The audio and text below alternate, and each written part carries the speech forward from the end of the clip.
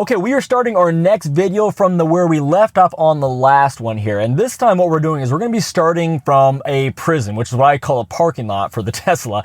And we're going to see if the Tesla can navigate itself out of this parking lot and get out to my house, okay? And so what I'm going to do is I'm going to go find a parking spot somewhere in the middle of this place and see if it can find its way back in. So I'm going to go right here. And sometimes this throws off the Tesla because it thinks that it's actually... these parking lot lines are actually road lines and doesn't sometimes know what to do, but we're going to see what happens here. So I'm going to pull the screen over and get us into the proper view. All right, let's do this here. So put it into full self-drive and here we go. We're starting out of a parking stall. You can see it's jumping all over the place trying to figure out what to do. Woo! Okay, so it gets us onto the right side. That's fine. Are we going to look at all? Nope. Okay, so that was pretty aggressive. Now this is going to be interesting here. We are kind of getting over to the side, but the car is really trying to figure out what in the world it's supposed to do with all this. And we're going to go around again. I think the car might be a little bit lost. Yeah. Now, here's the thing. I've been able to get out of this parking lot before with the old system, okay? So this has never oh man, we are close to that curb, a little bit close. No, that's not too bad. That's a nice plaid Model S right there, jeez. Let's see if we can get this on second attempt here. So far, we've been locked into this parking lot. We're gonna creep out of this. Now this is the way it used to always go before, it would go to the left. So if it can get to the left and find itself out of this little spot here, we should be okay. Wait, what are you doing? What are you doing? No, bad. Okay, there's a person, be careful of the person.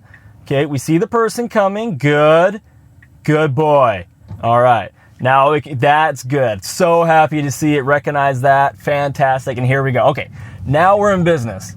And that's a crosswalk, and we're going this way, I guess.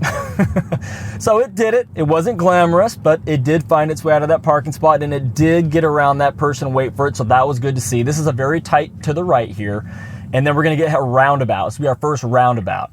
All right, so we're stopping before the crosswalk. We're going to creep forward. Okay, looking good. No cars coming. And, definitely about half the time a normal driver would take to get through that, but that's okay. So we're going to go over this crosswalk here, and there's right into the roundabout here. All right, let's see how it handles this. There's cars coming like crazy. It's going to have to be fairly aggressive. You can see they're all being identified on it. Now go, go, go! Yeah, baby, we got it. A little bit slow on the go, but it did make it. Now we should go straight through here. Yes, yes. Now get into the left turn lane. Okay, choppy as heck. Okay, very, very choppy, and we're stopping way back. Okay, I'm now pushing the accelerator to move it forward. Okay, it was stopping way back there. Gonna let off now, and now we're in the right spot. So, okay. Let's just kind of recap about all that. There was nothing to write home about right there. Oh, we're going already. Okay, go, go, go, go, go, go. Okay, I'm pressing on the accelerator again.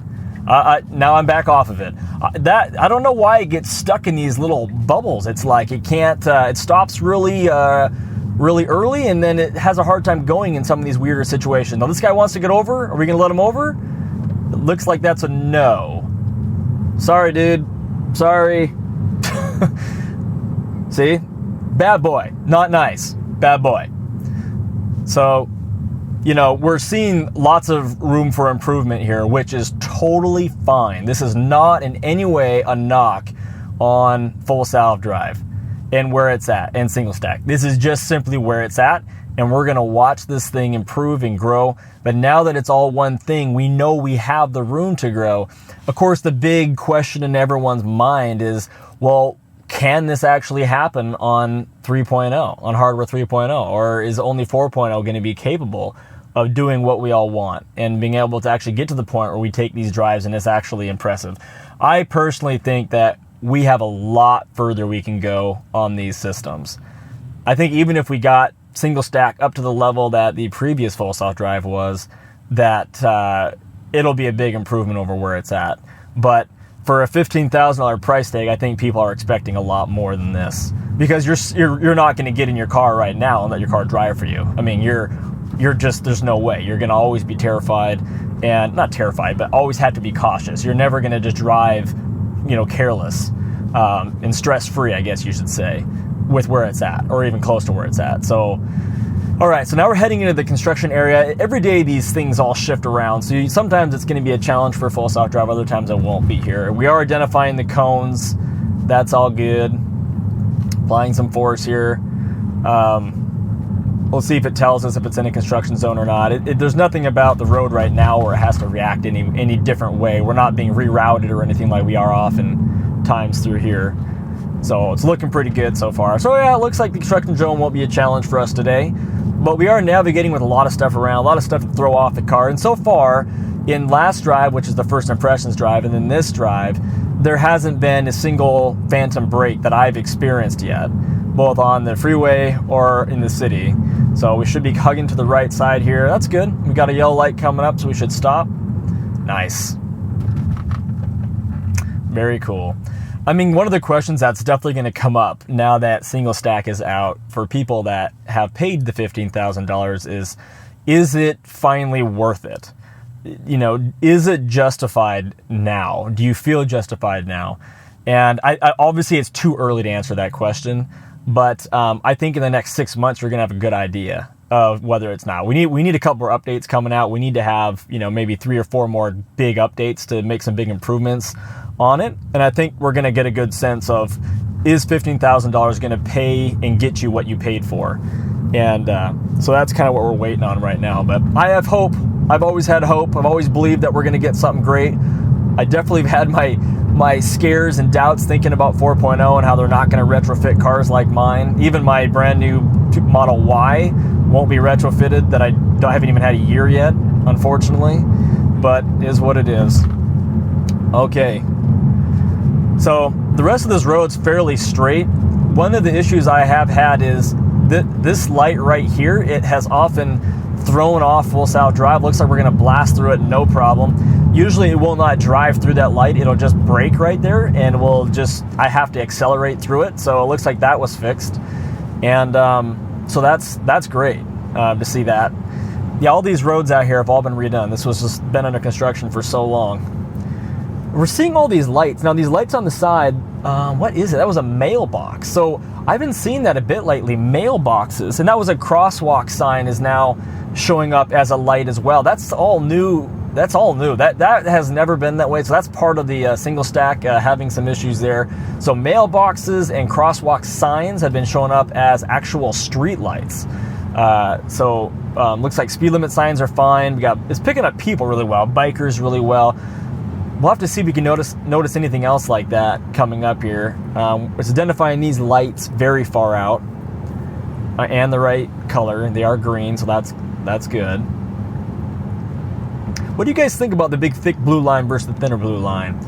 I don't know. In some ways, I still like the small blue line better, just because it this looks like it's coming out of the front of my car. Like your car is almost lost in all of the thickness of that blue line. Or at least my car being blue. I don't know. And in a lot of ways, I like the smaller line. I get why it has to be thicker, because now that blue line is telling you a lot more. Like if it's going to put you into a turn lane and all that, then it's going to show you ahead of time what it's going to do, which I get that. That makes a lot of sense. So I see why they're doing it. Unfortunately, right now, we're not going to be doing any unprotected lefts or anything. I do got a lot of those coming up, though. I got some good places that I test that out, so we'll check that out in a few videos. Here's a car cutting in front. Ooh, we're hitting the brakes real hard there.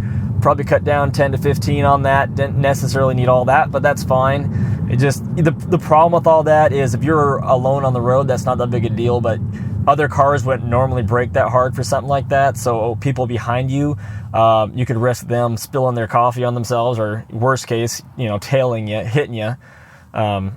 Which is why it's like, I get it, but like the aggressiveness also has a danger factor itself by over braking. But hey, what can you ask for right now, right? Early stages of single stack here. And is it just me, or is the car that you're tracking, it used to be dark gray, right? Am I right in that? I'm trying to all of a sudden I'm drawing a blank, where it's like a lot lighter gray now. I mean, I am colorblind, so maybe I'm just seeing things. But let me know down below in the comments. Also, let me know in the comments too what your experiences are, guys. I love chatting with you guys about this stuff. We're all sort of on this journey together. We've all invested a S ton of money in this, and we're all hoping it turns into what we hope it is and what it can do. So let me know how you guys feel, man. You got hope now? Here's oh, don't hit it on this. Whoa, it slowed down for it. So that was road plates. I don't know if it thought it was a crosswalk because it went across the whole road and it was different color. Maybe that's what it did. But it definitely slowed down for it. Yeah, if I was driving, I would have swerved a little bit because we went right over the corner, like right where it'd pop your tire if it was ever going to pop your tire. But so far, I think we got air in our tires. So I know these videos can be kind of boring, guys, but this is part of the process. We're going to bomb down this hill here. Videos coming up that are going to be interesting because we're going to take the car down my old testing roads, super windy roads, train tracks with a turn in the middle of them, all kinds of really awesome places to test out full self-drive. I mean, I got so much stuff coming. Plus, I've got a video coming out on a bunch of new accessories that I'm testing. One of them is a refrigerator for the Model Y, which I'm super excited about. It looks awesome. So we'll be testing that out here shortly as well. So make sure you guys are subscribed to see that. And we're going to do the rest of this, I guess, on just the camera itself, or the actual screen itself, as I wrap up this video, because my GoPro, which, you know, GoPros are such a pain in the ass. They overheat all the time. It overheated and shut off on me right there. So hopefully some of this footage gets saved, but we're gonna just watch this here with just the screen for a few seconds. I just want to see what handles this crosswalk up here. Luckily my audio is on a separate recorder, so it's not screwed up like the GoPro is. But it's not even hot out. I mean, we're talking like it's 62 degrees outside and it's 70 degrees in my car, and the GoPro is overheating. I even turned it down from 4K down to 2.7K trying to deal with this issue, and I bought the brand new super fancy battery that's supposed to deal with heat better. Still no issues with that, and or not having luck with that. So anyway, trying to solve that problem. But why are you trying to turn there? That was a little bit of a weird issue. But anyway, guys, if you're tuning out right now because you can't see out my front window, thanks for watching. Thanks for sticking around the channel. Again, make sure you subscribe and you're around for a bunch of our new videos coming out. And if you haven't already, go to my Full Self-Drive Shorts channel and subscribe there, where I have 10 to 50 second little clips about full self-drive moments that I think are pretty cool, as well as other things to do with the Tesla world. And subscribe there to watch those fun little clips. Try to post 2 or 3 of those a day. I haven't started that yet, but I will be soon. And why are we on the white fog line when we are not even close to making this turn? What is it doing here? We're gonna just hold this through. You guys are probably all tuned out by now, but we should be centered in this lane, not on the white line here. So I have to now see what happens when this light turns green. Okay, here we go. Let's see. Okay, so it's gonna recenter itself a little bit here, and then we're gonna make the turn. Okay. I always love when it tells me to put torque on the wheel in the middle of a turn. You always risk actually terminating it. So anyway, guys, thanks for watching the video, and I'll see you on the next one.